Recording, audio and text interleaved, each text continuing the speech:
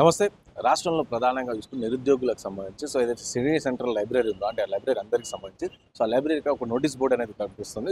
ఆ నోటీస్ బోర్డ్‌లో ప్రధానంగా ఇక్కడ మీటింగ్‌లు కావచ్చు, గ్యాదరింగ్ కావచ్చు ఇలాంటివి చేసుకోవద్దు అని నోటీస్ బోర్డ్‌లో రాసింది. ఇది కాంగ్రెస్ ప్రభుత్వం ద్వంద్వ వైఖరి చేస్తుంది. కాంగ్రెస్ ప్రభుత్వం కావాలని పెట్టించింది అని చెప్పేసి చాలామంది నిరుద్యోగులు ఆగ్రహం వ్యక్తం చేస్తున్నారు. మాట్లాడడం దీనిపైన అలాగే రిజర్వేషన్ సంబంధించి రాష్ట్రం మొత్తం కూడా ప్రధానంగా రిజర్వేషన్ 42% బీసీలకు రిజర్వేషన్ సంబంధించిన అంశం కూడా చాలా కీలకంగా మారుతున్న పరిస్థితి.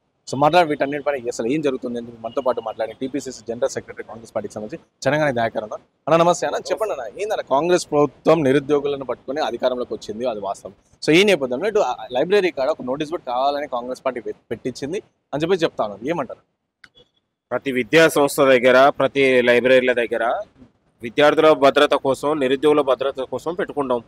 దాని గురించి పెద్ద దాని గురించి రాద్ధాంతం అవసరం లేదు, దాని ఏదో కుట్రకోణం అవసరం లేదు. ఏ విద్యా సంస్థలైనా, ఏ ప్రభుత్వ సంస్థల దగ్గర కూడా కొన్ని నియమ నిబంధనలు ఉంటాయి. అక్కడ ఉన్నటువంటి స్థానికంగా ఉన్నటువంటి అధికారులు ఆలోచన చేసి చేస్తారు. ఎందుకంటే కొన్ని లైబ్రరీలు కావచ్చు, ప్రభుత్వ పాఠశాలలు కావచ్చు, ఎక్కడ కూడా ఇతరులకు ప్రవేశం లేదనేది మనం బోర్డులు పెట్టుకుంటాం.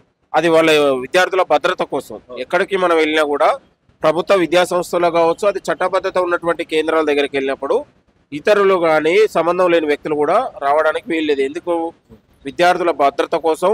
అది లైబ్రరీలు అయితే పోటీ పరీక్షలకు సిద్ధమవుతున్నటువంటి నిరుద్యోగ అభ్యర్థుల భద్రత కోసమే అధికారులు చేసినటువంటి ప్రయత్నం తప్ప దాని గురించి పెద్ద కుట్ర చేసి ఇవాళ మనం మాట్లాడాల్సిన అవసరం లేదు.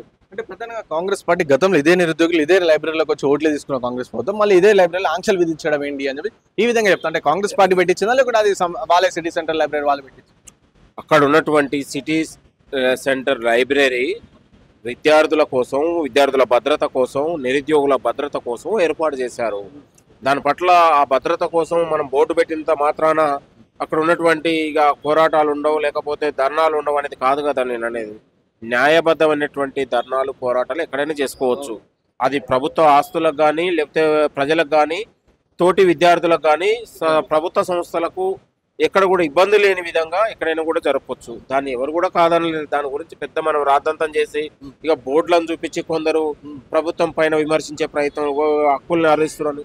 అరే, ఈ ప్రభుత్వం వచ్చిన తర్వాత ఇందిరా పార్కులు తెరిచినాం, పోరాటాలు ఉండాలనుకున్నాం, ప్రజలు ఉండాలనుకున్నాం, పౌర హక్కులు కాపాడాలనుకుంది ప్రభుత్వం. అంతకంటే గొప్ప నిర్ణయం ఏముంటుందండి దేశంలో, రాష్ట్రంలో? మన రాష్ట్రంలో ఈ దేశంలో ఎక్కడ లేని విధంగా ధర్నాలు ఉండాలని ధర్నా చౌకను ఏర్పాటు చేసినాం. పౌర హక్కులు ఉండాలి, రాజ్యాంగ హక్కులు ఉండాలి, ప్రజాస్వామ్య హక్కులు ఉండాలి, కమ్యూనిస్టులు ఉండాలని మాట్లాడినటువంటి రాష్ట్రం తెలంగాణ రాష్ట్రం. కాబట్టి దానికంటే ఇంకా దానికంటే గొప్ప నిర్ణయాలు ఏముంటాయి? కాబట్టి దాని గురించి ఆలోచించాల్సిన అవసరం లేదు, ఆందోళన అవసరం లేదు. రిజర్వేషన్లకు సంబంధించి ఎన్ రామచంద్రరావు గారు మాట్లాడుతూ కాంగ్రెస్ ప్రభుత్వం ఇప్పుడు ఢిల్లీకి వెళ్ళి మోదీతో కలిసి రిజర్వేషన్ సంబంధించిన ప్రయత్నం చేస్తా ఉంది. కానీ ఇటు రామచంద్రరావు మాత్రం అసలు 9th షెడ్యూల్ చేర్చడమే అసాధ్యం, చర్చనీయం అని చెప్పి ఈ విధంగా మాట్లాడుతుంది, ఏమంటారు? రిజర్వేషన్లతోని తెలంగాణలో బీసీల గుండెల్లో, బడుగు బలహీన వర్గాల గుండెల్లో కాంగ్రెస్ పార్టీ ప్రభుత్వం ఎప్పుడు ఉంటుంది. ఇవాళ బీసీల వ్యతిరేకిగా, రిజర్వేషన్ల వ్యతిరేకిగా బీజేపీ రేపు చరిత్రలో నిలిచిపోతుంది. 42% మీరు అమలు చేయకపోతే, 9th షెడ్యూల్లో మీరు చేర్చకపోతే ఈ తెలంగాణలో బీజేపీ అనేది కాంగ్రెస్ జెండా కూడా కాదు కదా, బోని కూడా కొట్టదు.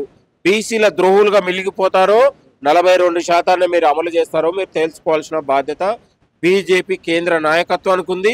ఇక్కడ తెలంగాణ నుంచి 2 కేంద్ర మంత్రులు, 8 మంది ఎంపీలు ఉన్నారు.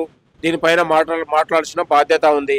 42% ఉన్నటువంటి 9th షెడ్యూల్లో చేరితే కోట్లు కూడా వీగిపోకుండా కోట్ల నుంచి కూడా మనకు గెలవగలుగుతామనే నమ్మకం, విశ్వాసం ఉంది. కాబట్టి 9th షెడ్యూల్లో చేర్చి న్యాయబద్ధంగా, చట్టబద్ధంగా మనం స్థానిక సంస్థల్లో 42% అమలు చేయాలనే ఆలోచనతో ఈ ప్రభుత్వం ముందుకెళ్తా ఉంది. దీన్ని అడ్డుకునే ప్రయత్నం బీజేపీ కేంద్ర ప్రభుత్వం చేస్తా ఉంది. ఇంకా అంతకుమించి ఏముంటుందండి నేను అనేది. అంటే ప్రధానంగా చూసుకుంటే రేవంత్ రెడ్డి చాలా సందర్భాల్లో ఢిల్లీకి పోతున్నారు, కానీ రాహుల్ గాంధీ అసలు ఇవ్వట్లేరు, అటు అపార్ట్మెంట్ ఇవ్వట్లేరు, ఫస్ట్ దాని గురించి చూసుకోండి అని చెప్పి కూడా బీజేపీ పార్టీ రామచంద్రరావు గారు చెప్తాను. ఇప్పుడు రామచంద్రరావు చాలా అజ్ఞానంతో, లేకపోతే బీసీలు అవమానపరిచే విధంగా, బీసీల ఆత్మగౌరవాన్ని దెబ్బతీసే విధంగా మాట్లాడాడు. ప్రభుత్వం, కాంగ్రెస్ ప్రభుత్వం ఎన్నికల ముందు కూడా మనం బీసీలకు మనం 42% రిజర్వేషన్లు కల్పిస్తామని మనం గౌరవ రాహుల్ గాంధీ గారు ఇవాళ రేవంత్ రెడ్డి గారు ప్రకటించినటువంటి సందర్భంలో 42% మనం ఇవ్వాలనే ఆలోచనతోని ఒక అసెంబ్లీలో తీర్మానం చేసి దాదాపు 3 నెలలుగా మనము తెలంగాణలో కులగణన చేసి ఇవాళ డోర్ టు డోర్ క్యాంపెయిన్ చేసి ఇవాళ అన్ని కులాల లెక్కలు తీసి మనం కులగణన చేసినాం. ఇవాళ ఆనాడు 2011లో ఇవాళ కాంగ్రెస్ ప్రభుత్వం చేసింది, దేశవ్యాప్తంగా కులగణన చేసింది. ఇవాళ కాంగ్రెస్ ప్రభుత్వం తెలంగాణలో కులగణన చేసింది. అంటే మీరు బీసీల రిజర్వేషన్లు ఇవ్వడం మీకు ఇష్టం లేదా? మొదటి నుంచి బీసీల రిజర్వేషన్ల వ్యతిరేకి. 1980లో మండల కమిషన్ను రిజర్వేషన్లు తీసుకొచ్చినప్పుడు బీసీలను వ్యతిరేకించింది. ఇలా దేశవ్యాప్తంగా రిజర్వేషన్లే వద్దన్నటువంటి ఎత్తివేయాలనే కుట్ర ఇవాళ బీజేపీ చేసింది.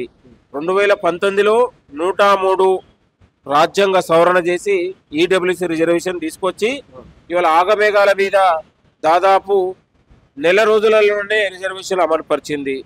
కాబట్టి మీరు తీసుకొచ్చే చట్టాలు, మీరు తీసుకొచ్చే చట్ట సవరణలు చేసి ఆర్డినెన్స్లు తీసుకొచ్చి ఇవాళ మీరు అమలు చేయగలుగుతారు. కానీ ఇవాళ మేము ప్రభుత్వం, కాంగ్రెస్ ప్రభుత్వం బీసీలకు 42% ఒకవైపు, విద్యా ఉద్యోగాల్లో 42% ఒకవైపు 2 బిల్లులు పంపిస్తే 3 నెలలుగా కాలయాపన చేసి నీరుగార్చే ప్రయత్నం జరుగుతూ ఉంది.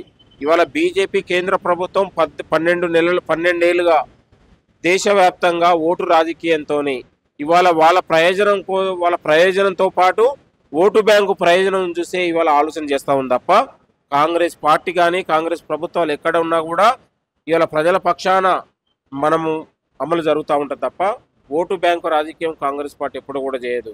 ఇవాళ మనం దేశవ్యాప్తంగా సామాజికంగా ఆర్థికంగా ఉన్నటువంటి వెనుకబడిన కులాలను ఇవాళ మనం కేంద్రీకరించి వాళ్ళకు హక్కుల్ని ఆకాంక్షల్ని గుర్తించి వాళ్ళను కూడా మనం రాజకీయంగా ఆర్థికంగా అభివృద్ధి చేయాలనే ఆలోచన కాంగ్రెస్ పార్టీకి మాత్రం ఉంది. కాబట్టే మనం రిజర్వేషన్ల ప్రక్రియ తీసుకొచ్చినాం.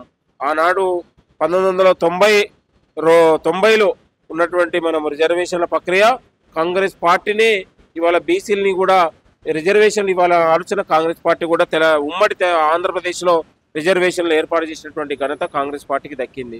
కాబట్టి దేశవ్యాప్తంగా సామాజిక న్యాయాన్ని దక్కాలనే ఆలోచన కాంగ్రెస్ పార్టీ ఒక స్టాండ్ తీసుకుంది.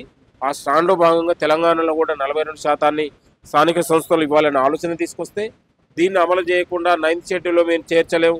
9th షెడ్యూల్లో చేర్చాల్సింది కేంద్రం చేయాలి, రాష్ట్ర ప్రభుత్వాలు కాదు కదా. నేను అనేది రాష్ట్ర ప్రభుత్వాలకే అధికారం ఉంటే ఈ పాటికే జరిగేది. కాబట్టి ఒకవైపు ఎన్నికల సంఘం సెప్టెంబర్ లోపు ఎన్నికలు నిర్వహించాలన్నది, ఒకవైపు కాలయాపన చేస్తూ ఉంది 40 మనం పంపినటువంటి తీర్మానం పైన. వీటన్నిటిపైన మనము కేంద్ర ప్రభుత్వం దిగొచ్చి 9th షెడ్యూల్లో చేరిస్తే మనం తొందరగా స్థానిక సంస్థల్లో కూడా ఈ యొక్క అమలు ప్రక్రియ జరుగుతుంటుంది.